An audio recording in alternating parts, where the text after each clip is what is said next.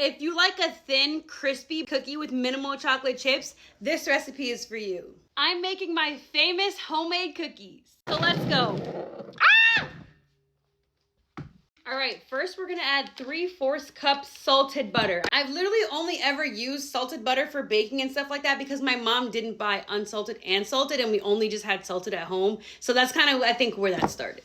Okay, I use melted butter in my cookies. And I know, most recipes call for softened butter, whatever. I've never actually had softened butter prepared for cookies. I don't think that far in advance, okay? We melt it over here. Okay, I weigh a lot of my ingredients because one, less dishes, and two, it just makes it more like precise, obviously. So 150 grams of brown sugar or 3/4 cup. And 100 grams of white sugar or 1 cup. Now give it a good mix until everything is combined.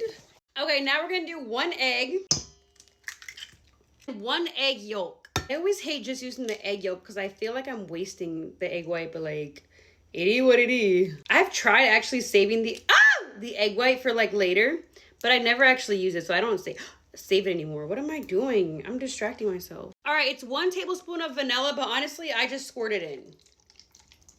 All right, we're going in with 1/2 teaspoon of baking soda. 3/4 teaspoon baking powder. Don't mix them up. We're gonna do 1/4 teaspoon of salt. It's gonna look like this. Mix it all up. Next, we're gonna go on with 250 grams of flour. I usually do 100 at a time and then mix it.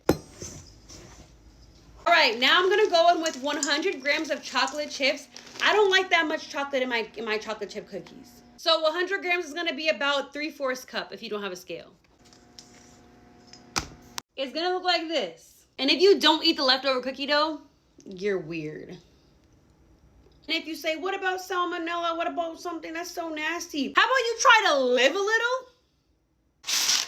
All right, this recipe is gonna make about 24 cookies. Here's the final product. And if you want them to look a little prettier when they're finished, since they do have less chocolate chips, you can add like 2 or 3 chocolate chips to the top, just so like, you know, they look, I don't know, cuter. Sometimes I do that. And voila, let's see if I can do a transition. Voila. And this is the finished product. They did cook like a minute or 2 longer than I wanted them to because I got distracted because I was on live, but they still turned out great. Yum.